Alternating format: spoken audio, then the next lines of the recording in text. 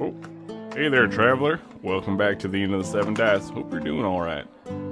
Yeah, things are looking pretty good. That weather's turning around. Everything's getting real pretty out there. The snow is melted. Man, I am just ready to go for a walk.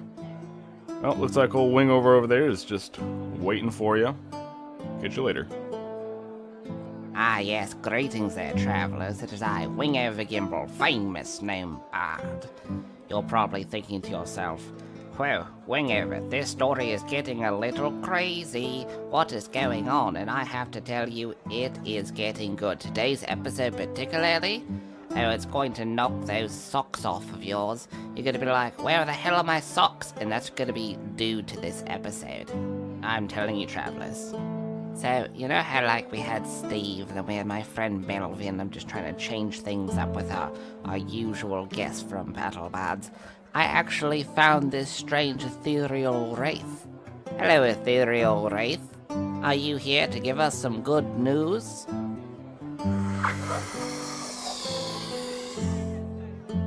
Oh. What? No. That's bad.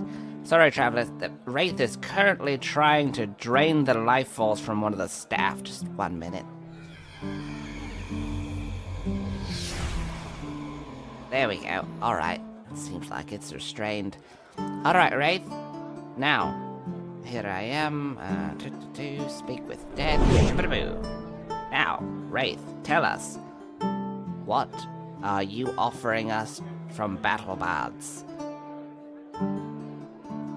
I am offering you 15% off your subscription. Just go to battlebots.com. You can find things like Alchemist Lab Ambience or Swamp Ambience.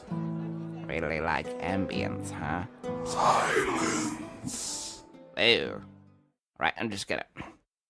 Alright. It's time to leave now, wraith. There. Oh, sorry about that, travelers. Bad idea number 34. Whoopsies. Yeah, so, welcome back, travelers. We have another piece of fan mail, and this one, it's another nice one we got here. Let me just unfold it. It says, "Adventurous and unique, 5 stars. I've been keeping up regularly with the mishaps of this motley crew from the beginning. All I could say is, wow, what a journey. And what a wonderful podcast it has been thus far. Fans of D&D, prepare to laugh, be horrified, and follow along a whimsical and epic adventure." That's from Jason_33 via the Appel Podcast Canada. Oh, that's so nice. Thank you, Jason_33. I wonder if he's an inevitable. Oh, that'd be nice if the people of Mechanus were listening to us. Oh, that'd be so splendid. Hello, Mechanus. So no real announcements today, travelers, other than we got a real good episode for you. So, without further ado, why don't we kick this thing off? Hey, I'm Brent, and I'm playing Kelsar, the Tiefling Paladin And chosen of Yetifa. Hi, I'm Humberto, and I'm playing Bordon, Dwarven Cleric and Chosen of Time. I'm Evan, and I'm playing Ronnie, the Half-Elf Bard and Chosen of Chaos. Hey, I'm Robert, and I'm playing MZ, the Githyanki Ranger and Chosen one.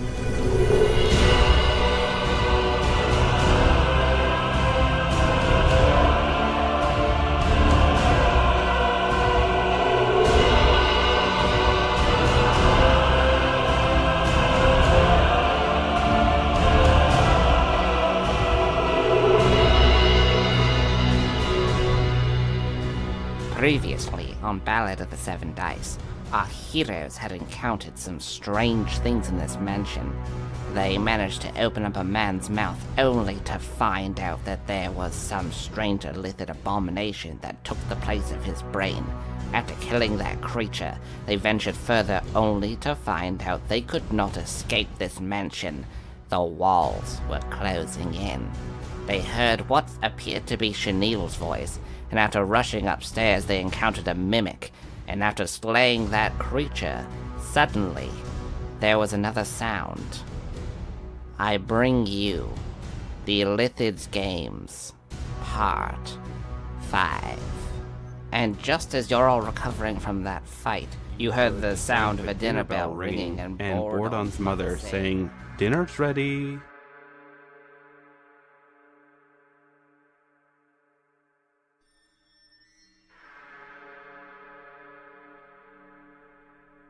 Yeah, we definitely did.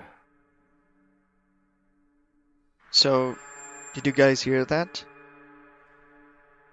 Yeah, so let us just ignore that. It doesn't matter. Like, I don't believe in anything in this house anymore. Okay. So, let us just stick with ourselves. Like, keep Kelsar, grouped. make me a wisdom saving throw. That's Yeah, funny. let's just ignore those So voices. Kelsar, 'cause as they're you're clearly wiping traps. off this acidic saliva and just trying to get yourself situated, you look up and realize you're seeing exactly what MZ was talking about. There's no lights in here. You've been using your dark vision this entire time. The smell of rotten mildew is in the air. You look over, you see that the guest bed that was once in this room What's happening? is disheveled and the sheets are rotting. You look in at the wardrobe and it is stained, rotted, and the blood of the mimic is all hell over is the that? floor. What the fuck is going on here? The wallpaper, it's peeling off. It's just like what MC said. I'm What are finally you talking seeing it. about? Oh god. Okay, I believe There's in something, you, yeah. but like gotta my get out of here. senses, they are not actually answering. We gotta find a way. Do you have dark vision? Yes. We do, and that's Oh, what okay. we're trying to do. So you're in this guest bedroom and you hear the dinner bell ring again, and while you guys are talking and ignoring it, the door slams shut, then it opens, and it slams shut again, then it opens.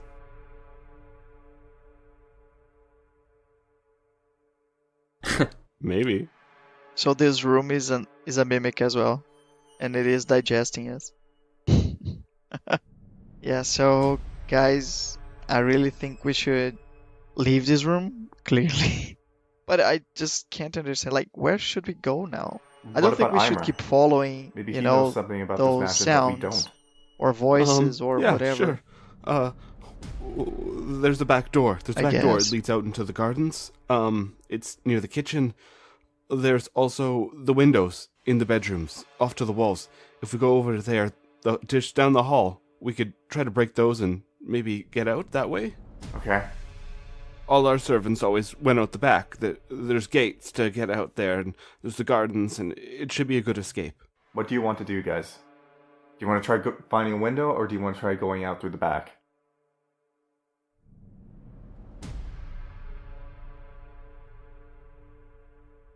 I think we should always try to find the closest exit, and then if we can't go there, One of the we bedroom can go windows. to the next one and the next one, Let's find and a on window, and then. on and on. It's gotta be in So one of which those one is the rooms. closest We one? gotta be more careful. I especially Sure. myself, I have to be more careful. Okay, yeah, I'll lead the way then. Follow me. And what is your marching order? Who's right behind Aymar? Maybe I should be right behind Aymar. Yeah, because I could take the most damage. So I'll be at the very Yeah, I top. can be right in front of maybe him. I should be in front of Aymar instead of a front. If there's a frontal attack, I could just take the damage. Aymar could leave behind. Yeah, I still have to heal you though, Yeah, right? clerics are pretty beefy in this one. Because I have 55 HP right now. And dwarves are pretty beefy as well. I mean, of course, Well, I have 57 I'm not going health to say left. I have X amount of HP. Yeah, I'll just say, Okay, so who's going in the yeah, front? so, I am. okay. Okay, so Just Kelsar, do as you whatever. step into the hallway with Eimer, the door slams behind you, leaving MZ, Ronnie, and Bordon in the other room. And you look around, and you two aren't in the hallway. You are in this grand ballroom, and there are these people dancing and laughing. This music's going, and it just seems to be so bright and colorful. There are tables lined up with food and drink.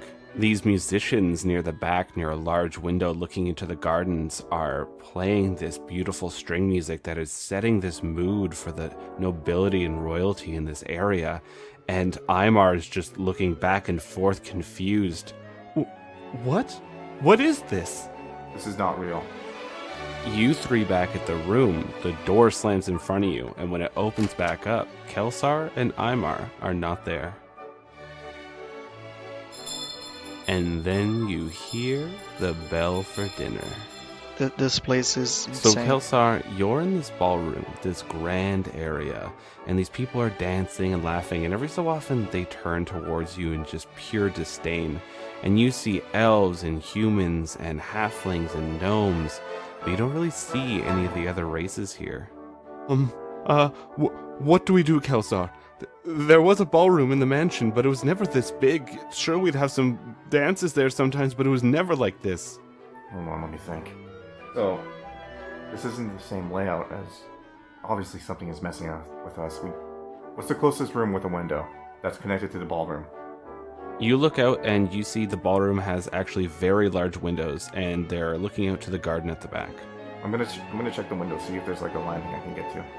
I can at least get Aymar out. So Kelsar, you make your way through these crowds of people dancing, and every so often they just sneer at you and go back to talking. And the conversation, you just can't quite hear what they're saying. It's very odd. So you make it to the window and you're trying to jimmy it open, and suddenly the music stops. You turn around, and suddenly this room is a lot smaller than it was before. It's the ballroom that Aymar was describing. There are corpses everywhere. All of the contents of their head is removed. They're all in different varying stages of decay. And this room smells horrible. Fuck is happening? Aymar turns towards you with one hand up as though he were about to say something and just throws up. Alright, you three. So you're hearing this bell go off every so often.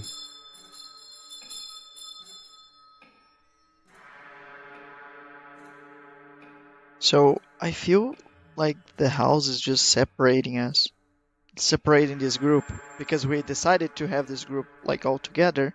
But there is a stronger force that forced us to split into two groups. What should we do? I think we should look for Well, I'm not a bear tracker. Kelsar. So, What do you guys think? You guys are like better trackers than I am, so...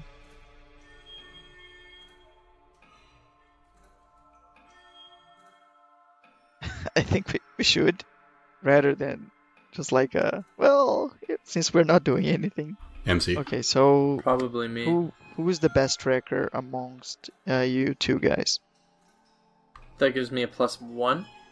Okay, so I'll 20 cast altogether. guidance on MZ. So MZ, you first try to look for Kelsar's boot prints in this 1d4. dust that's just coating everything, but you can't really find anything like that. Then you notice when this door's been slamming, it's been kind of making these whoosh marks where the air would go. And following that, you see there's actually ones that are leading further and going downstairs, like as if there was an air current that suddenly passed by really quickly and went downstairs. Okay. I'll tell them to follow me. And I'll follow that sort of messed up dust Okay. trail. So Let's you all just be follow careful. MZ, and you can't see what he's seeing, but he seems very sure. And MZ, this dust trail is the only thing that's making sense to you in this whole goddamn house. Yeah. You keep seeing rooms be repeated while you're going past them. The hallway seems to almost be stretching. You're going through the same places that was taking you towards the kitchen, and you pass by there looking at all the destroyed and broken down cookware. And while you're going, this leads you down another hallway where at the very end of it, there is a set of large, very ornate double doors. And just off to the left-hand side, there's another door that's cracked open just a little bit, and you see some candlelight spilling out into the hallway, and you can hear just the sounds of forks and knives and people eating in there. Which doors do we want to open?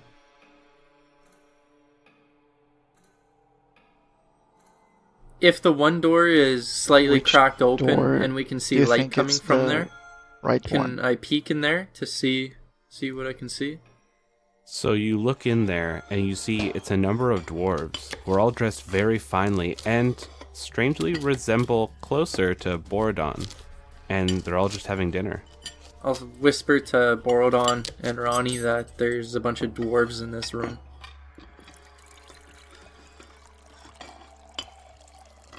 Actually, for the first time in a little bit So, now, question. MZ, this room Like, is is the the only room room in this whole house ranked? that looks normal. Everything else looks like it's fairly destroyed.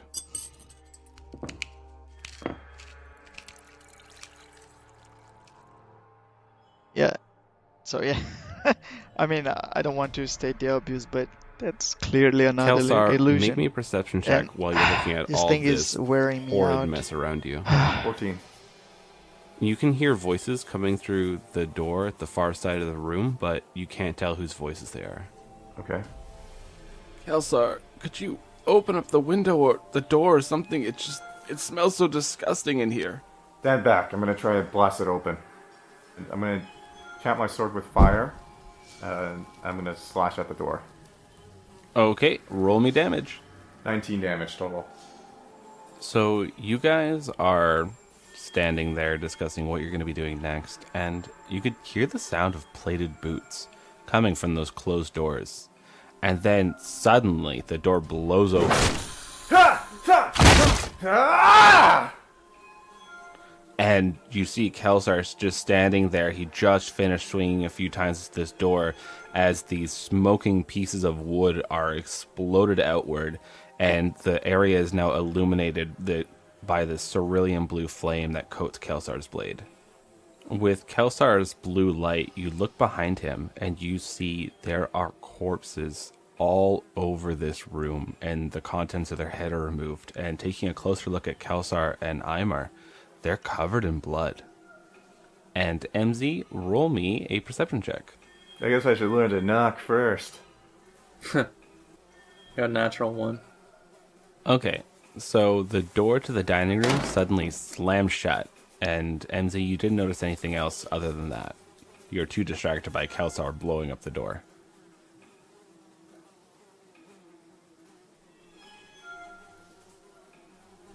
Kelsar, did you kill all these? I mean, No, Borodon. probably Killing not, innocent but people is my least did you favorite kill all thing of to do. these people? Because you guys are drenched in blood. Well, I don't know what happened in there. Yes, Right. Borodon, I And decapitated does that all mean these that they people were and I innocent? ate their brains. So that's why What do I'm you asking. think happened? What do you think happened? I didn't do this. How could I do this in such a short amount of time? It could be zombies. I don't. That's the thing. Our perceptions are all messed up. I don't know if we walked Borodon, like I'm a 5 paladin. minutes or Why 2 would I do hours. this? That's the thing. It's not like a stupid. Because they could be zombies. I don't know what they were. Or like the groups I didn't do split any it of up, this, so I Borodon. don't know. I mean, it's not a stupid question. It's literally a sanity check. You hear the bell once more go Okay. for dinner, and the door Fine. cracks open. But Sanity this check. time, there's no candlelight. I'll creak the door open. MZ, as you push the door open a bit, you look in, and you see this dining room that you were all once in, but all the silverware is tarnished. Everything looks like it's just falling apart. The table is leaning precariously off to its side. The plates have been cracked that are sitting on the table. A lot of rotted food is on this table as well, and it looks like it was partially eaten.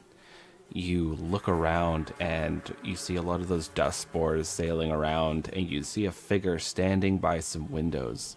They're about 7 or 8 feet tall. They're wearing this black, long cloak. And you hear this voice in your head suddenly say, Is it that same voice? "Yep." I'll come in. do come. So you guys see MZ just walk into this room. What do you guys do? Let's follow. Yeah, I'll follow him. So you guys walk in, and the door slams shut behind you, and you hear it lock, and the figure slowly turns around. Alright, you son of a bitch. Was it you that put us in here? So as they turn around, you see this figure has this purpley, oily skin and long tentacles coming from their face. And you hear this voice in all of your heads. I attack. And I need everyone to give me initiative. Why, yes, that was me. 20. 19. MZ, one thing you noticed as it turned 11. around, the number 2 was stitched into the chest of its jacket. 13 or 14? Yeah, 13. The last one was number 4, right? But you Or see something? this creature holds out its hand, and this energy starts flowing 13. around it. And MZ, you need to make a strength saving throw. 10? So MZ, this creature just swishes its hand really nonchalantly, and you feel yourself lift up into the air very slowly, and then at this very fast speed, you go flying, and you just slam into one of the walls, taking 8 points of damage. Nancy! Shit. Ronnie, your go. I'll scream out, don't let it grab you. Yeah. You know what I'm gonna do? I'm gonna throw on some invisibility. Love it. So Ronnie, what instrument are you using to go invisible? Chimes. Like wind chimes? Like the doodly-doo, like a rack or whatever, a chimes, and you push a brush against it and it goes doodly-doo. Okay. So you see this rack of chimes all form up, and Ronnie just swishes a brush across it, and this gentle chime just sends Ronnie into the realm of invisibility. I'm gonna try and get behind the mind flare. All right, make me a stealth check with advantage. Okay, 24 and 18. 24. So Ronnie, you are absolutely silent. You are hopping from place to place, and you just skid behind this mind flare and crouch down, and the thing doesn't even seem to have noticed you. We go to MZ. MZ, you are hanging in the air, just sort of floating a little bit. You feel the control over your body, and your head is just still kind of shaking as you were just flung into that wall. I'm still in the air? You can make a strength check to try to break out of the spell if you'd like. Sure. Shit, 6. Yeah, you are trying to grab onto something and just pull yourself away, but you just can't seem to manage it. Is there any other action you'd like to do? I don't think there's anything I can really do at this moment. Do you just want to hold your action until maybe the spell gets canceled and you can act? Sure. Okay. So you're looking over at this mind flare, and he's staring at you, just amused, and you all hear in your heads,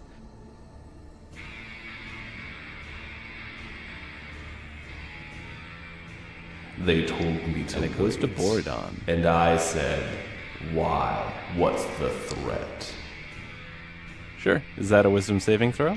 Okay, so I'll cast Hold Person What's on the him. DC? So you hold on to your holy Wisdom saving symbol throw. and you grip forward as if you were grabbing on. Okay, so it would be 15. And you concentrate and feel your magic go. It reaches out, latches on, and just washes over him. And then you all hear, Shit. and then it goes to Kelsar. Your My sword's still on god fire, will right? have to try harder Betcha. than that. I'm gonna run up and I'm gonna cut this son of a bitch to pieces. All right, roll them hits. 25 total. That's a hit. Oh, and then that 20. Roll me some percentage. 20. All right, that's just a standard critical. We have not been able to make it past that mark. Well, I guess the first hit be 5. And then for the second hit, it would be 14. 5, 14. And then plus 8 with my fire sword. So you give this mind flare the what for? Oh, this feels good. Oh, you're going down, you tentacled freak. Each of your slashes just connect with this creature, and you see the pain in its face as it's still trying to hold on to this spell with MZ. My god could do a lot better. Wait, what? It is now his go. Then Enzi, we'll have make to me a strength remove check. them. 6. So you feel this energy grip around you as suddenly you slam into the roof and then you slam into the ground and go back up into the air and you take 10 points of damage. Shit. And Kelsar, he then turns towards you and you see this energy start crackling around his hands and I need you to make me a dexterity saving throw. 13. Kelsar, you take 35 points of damage as suddenly lightning shoots out of his hands, slamming you into the chest, and it knocks you off your feet as you feel this pain just burst right through you. And all of you can smell the smell of sizzling meat. And then he turns away from Kelsar as though he were no more than a pest and focuses back on Emzy. And it goes to Ronnie. So I'm still kind of behind the move. Yeah, you're behind him. He doesn't think he's in danger. I'm gonna stab him. Alright, roll to hit with advantage. 11. Oh man, that's with advantage? Yeah, first one was a 5. All this fucking setup. So you go in and you stab forward, suddenly your blade materializing as well as the rest of you. And he just turns ever so slightly to the side and your blade just misses him. He looks back at you for one moment and then looks forward back at Emzy as if not even caring that you're there. You still have your movement if you want to get out of there. I'm still invisible, right? Or does that wear off once I attack? Yeah, you become visible anytime you attack or cast a spell. Okay, yeah. Okay, then I'm gonna scamper away. Behind Borodon. Okay, so you scamper away and he doesn't even pay attention to you. He's just hungrily staring at MC. And you all hear in their head,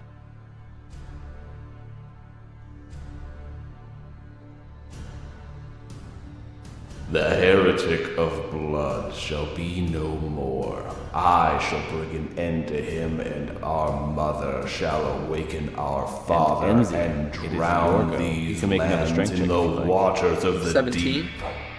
yeah, you're out. You just fall to the ground in all fours. Finally. He looks mildly annoyed. I am going to cast Zephyr Strike. That sounds cool. What's that do? Says, for the duration, my movement does not provoke opportunity attacks. Before the spell ends, I can give myself advantage on one weapon attack roll. That attack deals an extra 1d8 force damage. Hit or miss, my walking speed increase is increased by 30 feet until the end of that turn. That's really cool. Like, bolsters you up hardcore. Yeah, I'm gonna move really quickly to him, and then I'm gonna try to hit him. And on my lowest roll, if I miss any, then I'll use my advantage. So first attack is a 9. I'm gonna use my advantage. Okay. Fuck, a 9 again. My second attack. 23. That's a hit. I did 12 points of damage. 1 point of it was force damage. So you rush forward at surreal speeds, and you bring your one-bladed, but he catches your wrist, almost as if he was waiting for it. Like he knows the Githyanki fighting style. But what he didn't expect is your open palm to suddenly spring forward another blade of blood, and you cut across him, and this inky blood just starts spilling out. And you hear in your head,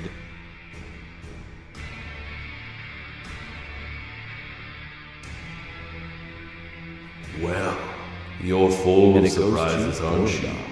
I can't wait to get into that head of yours. he doesn't seem to be. When he is casting the spells, Although you notice is he sometimes whenever he's vocalizing them? casting a spell, he'll not only move his hands, but he'll also move his Shit. tentacles. You could try it. so probably silence wouldn't do anything. Yeah, I could and lose my turn, so no. So I'll cure Kelsar with Cure Wounds. So I'll use like a third level slot for that. So it's going to heal. Yeah, 13 plus Kelsar, 4. this So warm 17. energy goes over you, and you feel better. Still hurts, but Get it's a up and lot better fight, than before. I see MZ able to damage the Mind Flare, so I'm gonna cast Double Shield Protection on him, which will increase his AC by 2. Nice. Light of the Ibiza, protect him. So my temporary AC is a 17 now. Nice. So Kelsar, you hold out your hand and you say this, and this brilliant cerulean blue shield with these flames coating around it just stands in front of MZ. And MZ, you feel this protection coming from it as it now goes to the monster's turn. So this Mind Flare just looks annoyed. There's blood coming down. It's now getting surrounded. You guys are starting to bolster yourselves. And it does this echoing shriek, and you feel the air ripple. And I need everyone to make me intelligence saving throws. 7. 15. 9. 16. Kelsar and MZ, this blast just whammied you. You take 22 points of damage as your minds are just reeling. The pain is intense. You can't think a structured thought. And every turn, you can make another intelligence saving throw to try to break through this and try to do something. But until you break out of it, you are stunned for at least 1 minute. And Ronnie, you're standing behind Borodon because you quickly ran behind him when he was going to go help Kelsar. And when this blast comes your way, you see this holy glow around Borodon as it hits him, and this crackling energy around you as it goes to hit you, and it just fizzles out. And looking at your companions, you see they are blinking hard and just trying to orient themselves. You then hear in your heads, Did you think your pathetic elder god would stop me? Did you think I would be stopped in my quest to destroy the heretic to feast on his brain? You are nothing. and then it goes to Ronnie. Okay, so cure wounds. Who am I closer to? Kelsar. Kelsar? Okay, then I will heal Kelsar. 13. Oh, you're getting really good rolls today. Yeah, I know. It's just alternates. Like, next time it's just gonna be fucking nothing. Lounging all over the place and falling off these fucking horses. If it's one thing that Ronnie can do, it's navigate a haunted mansion. It's just as campy as he is, so it all works out. So, Kelsar, you feel a little bit better, but you are still disoriented. You're still quite stunned, and your brain is still just mush. And we go to MZ. 4. Oh my god, you have no rolls today. No, your brain is still mush. You can't think worth a damn, and you're just doing your best to stand. It goes to Borodon. So I'm thinking about using this Spirit Guardian. So you call forth spirits to protect you. They flit around you to a distance of 15 feet for the duration, which is 10 minutes. If you're good or neutral, blah blah blah, spectral forms, appears angelic, blah blah blah. When you cast the spell, you can designate any number of creatures you can see to be unaffected by it. An unaffected creature's speed is halved in the area, and when the creature enters the area for the first time on a turn or starts its turn here, it must make a wisdom saving throw. On a failed save, the creature takes 3d8 radiant damage, and on a successful save, the creature takes half as much. Yeah, but it doesn't make a lot of sense. Well, what that will do is every time he starts his turn, he's going to take this radiant damage, as long as the spell goes. Like, every time? Yeah, as long as your spell is going, he's going to keep taking this damage each turn that he's there. Okay, so that's what I'll do then. What does your guardian look like? Yeah, I think I'll have not my god, but like the symbol of my god. You know, like that green stone. Or Or maybe the crest of my family. I think that would be cooler. Okay, yeah. So it suddenly appears as your family crest. And what does that look like? I sent you back at, like some time ago. I thought it was like a gemstone. Oh, the gemstone with the mountain behind it in the circle. Yeah. So your symbol appears.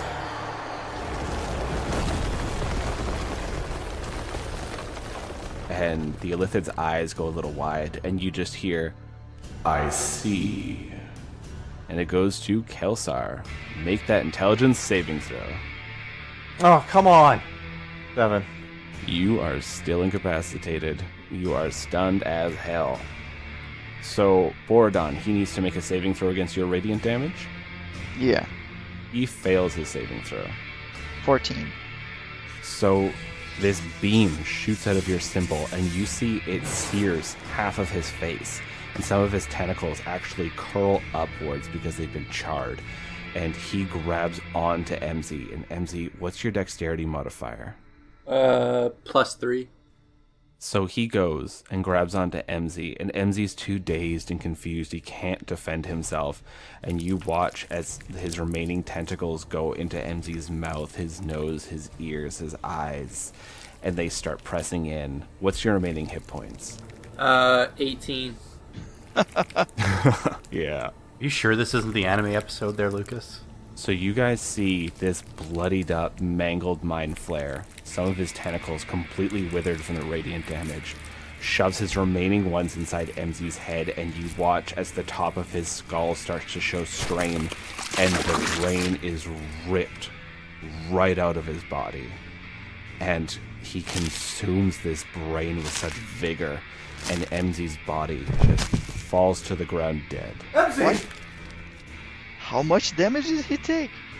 He took 35 damage, but when it reduces you to 0 health with that move, and you're incapacitated, like he was, it extracts your brain from your body, killing you. And you guys watch as this mind flare is consuming this brain, and it has this blissful look on its face, not caring about anything at all. And it just looks so happy, so content, and it goes to Ronnie. This creature is just drunkenly weaving while he's eating this brain. I've done it. I've saved my people. I don't really know. And that was the time they knew they fucked up. Yeah. I guess I'll... That's why I yelled. That's why I screamed. Don't let it grab you. He did not grab me. That's for certain. These things' grapples are scary, and it could only do that when you're incapacitated, so I guess that's what the Mind Blast does. Yeah. That's exactly what it does. Alright, well, I guess I'll just try and stab it, and maybe we can just kill it, and eat that brain, and maybe medicine it back in or something. I don't know.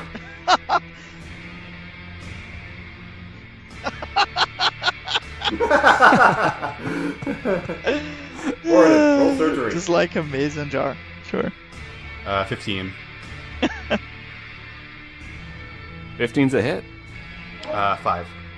So you cut this thing, and it doesn't even seem to care. You just hear, I've won. and it goes to Borodon. Okay, so Ronnie's clearly dead, right? Ronnie's fine. MZ is, he's toast. Or MZ, yeah. Yeah, and you see MZ's symbol is lit up, and you hear this squishing sound starting to come from him. Okay, so what I'll do... Oh, is he gonna replace his brain with a sword? He's gonna have a sword brain? No. So what I'll do is... I will try to revert time right before the start of this. Like, this may go very wrong. Oh, before we go in the thing. Yeah. Yeah, but at least now we know. So you want to revert MZ's death? Yep. Right before, like, the whole last... I think right before we actually entered the room. Okay, this is going to be a real hard check, just letting you know. Roll to reverse time. Okay, so I got a 13, which sucked. Borodon, you hold your hands forward, and you start feeling the power flow through you. Your symbol lights up. You can hear the sound of ticking clocks. And as you reach forward to grab onto MZ, you suddenly feel a wave of energy go through you. Something's not right. Things are moving faster. Everyone's moving faster. And you see, as you yourself age forward, 23 years of age. Shit. This doesn't even make any sense. It wasn't a 1. No, if it was a 1, things would have been a lot worse. And from Borodon, it goes to Kelsar. 13. Feel the effects slip away from your mind. You bastard! I'm gonna kill you for this! 21. 8, 11, 14. It'll die from your hit. So you slice this creature's head off, clean off its body. This was for MZ! Ah! This creature just collapses to the ground. It doesn't even bleed because your blade cauterized the wounds. And MZ's body is now slowly getting covered in this sack as his symbol is just lit up bright. This whole area has a yellow light just pouring all over it. No. Oh. I wanted to cast Revivify on him. So did he die in between, like, because there is like this 1 minute window that I can cast Revivify on him. I don't know if that would work. Technically, when his symbol lights up like that after he died, it essentially put him in a state of life support. Okay. So it doesn't want its host to die. It's instead feeding off his soul and creating this flesh sack to regenerate the pieces that are missing. MZ, while you're in this chrysalis, all you see is black. All around you is this empty nothingness. You feel your feet are standing on something solid, but looking around, it's just blackness for as long as you could see. And you look and suddenly there's Truth, standing there in white robes and a pallid mask, staring at you quizzically. You hear echoing across this chasm, MZ, you've passed. Do you know how you died? Because a mind flare killed me? You are not strong enough. You must get stronger. What can we give to you to strengthen your abilities? What is it you seek to do with your blood? I'd like to be able to control them better and manipulate them in ways that I want. Last time I tried to use my powers, manipulate my powers, it didn't go very well. You would like to control your blood to fire out of different parts of your body? Yeah, I'd like to be able to control it however I want to control it. And what mental capacity from your soul are you willing to sacrifice for that? None. A part of your soul is being consumed as we speak to rebuild your brain and skull. It isn't a choice of none or all, it is a choice of which one. Fuck, I don't know. Take intelligence, we never use it. Hang on a sec. Yeah, hang on a sec. Fuck. The reason this is happening is because your soul's being consumed, but with the parasite blending in more with your body, that's allowing it to make you more in tune with your powers, and that's why you gain an additional benefit to your abilities. I guess intelligence then. So MZ, you look over at Truth and say this, and Truth solemnly nods. As you feel this intense pain, you look down. This symbol is crawling up your left arm. It makes it all the way up to your shoulder, and it burns. And you look as the veins in your body start slowly glowing up to a light blue as the magic just courses through your body.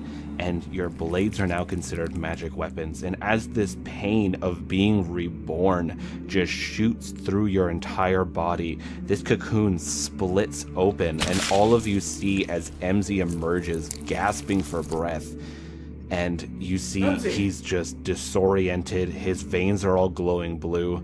You see he's trying to blink as if like even the darkness, like the little bit of light coming from your guys' symbols and items around are just too much for him.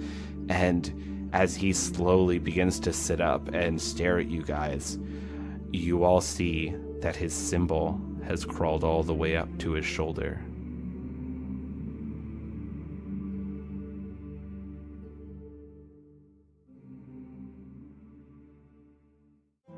Well, that was something now, wasn't it, travelers?